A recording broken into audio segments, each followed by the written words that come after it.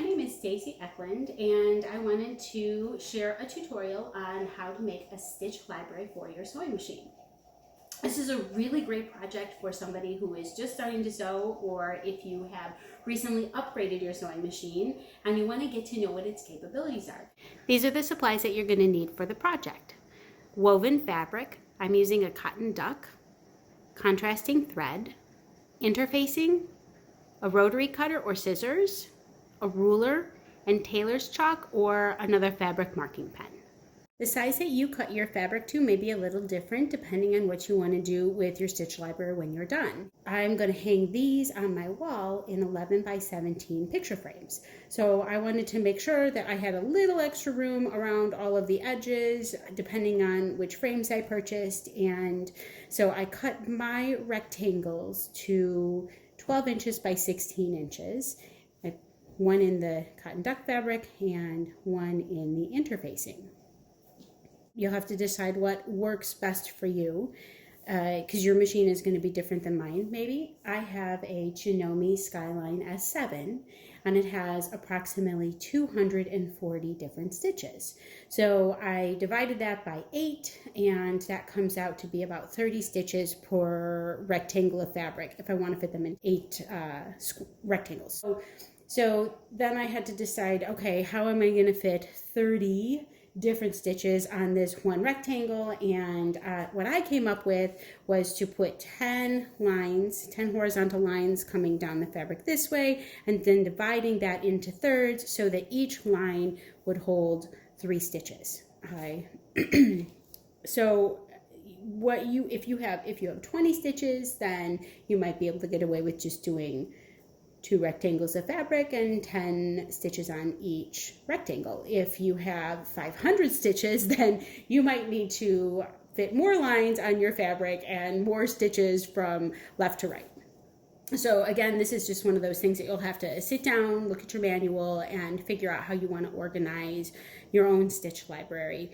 And then I just color coded mine. And again, this isn't something that you have to do, but I decided that I wanted to organize it that way. So like I used a dark green thread here for what was considered decorative stitching on my machine. And then I used this teal color thread for what is called long decorative or pictograph. I use this medium blue thread color. These are applique stitches and these were satin stitches. So I'm going to use a medium green, and the next set of stitches that I'm going to stitch out for this tutorial, but for my machine, are called the heirloom stitches. The way that I decided to put my lines on this fabric is I wanted them to be about 1.25 inches apart, but because I wanted to have a little extra space on either end, I started at right about and just a little, like 1 inch, roughly 1.5 inches from the edge of my fabric. I'm not cut super evenly here, but again, I'm not worried about that because I have some little extra space here. So I'm just going to go ahead and mark that out with my tailor's chalk from the top. So now I have, from here on out, I'm going to make 9 more lines, and I'm going to line up. You see how I'm lining up the 1.25 inches from the edge, and I'm just going to take my tailor's chalk and make a mark.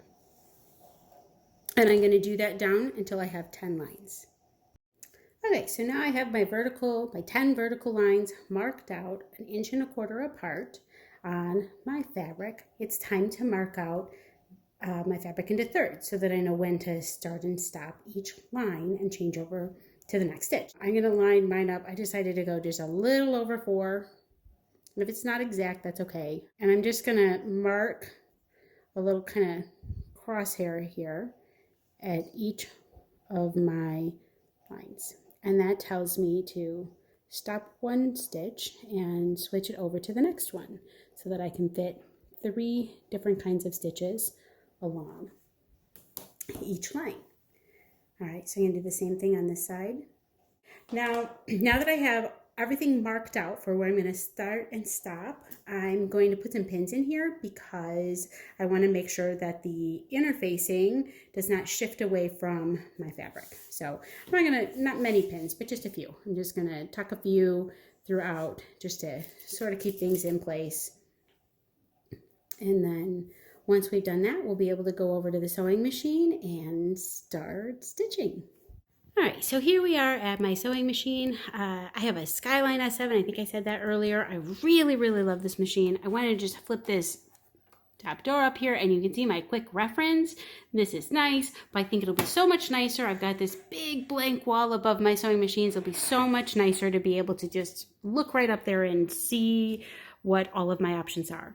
And then over here, this is my menu. So what I'm going to do, I hit decorative, and then for this rectangle of fabric, I'm going to stitch on the heirloom stitches. So I'm just going to hit heirloom.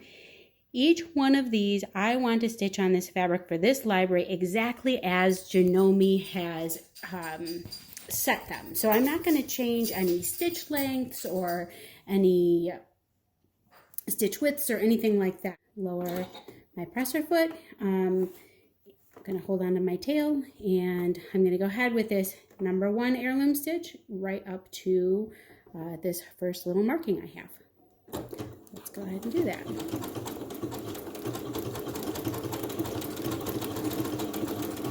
All right, now I'm to my tick mark, and I'm going to just finish this out because I don't want to have it be in half. See, it was part way through, so I'm going to be a little over, but that's okay. All right, now I'm going to go ahead. I'm going to just rotate over here, and you're going to see I'm going to come over here, and I'm just going to click number 2. We've come pretty far. We're just about finished up. I've just got 2 lines left, and so I wanted to share a quick tip for anybody out there who is very new to sewing.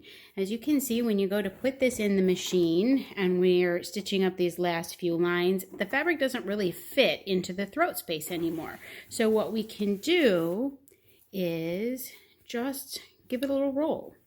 And then when you come back over to the machine again, you can see there's plenty of space in order to be able to line up and not have your fabric be interfering with the side of your machine.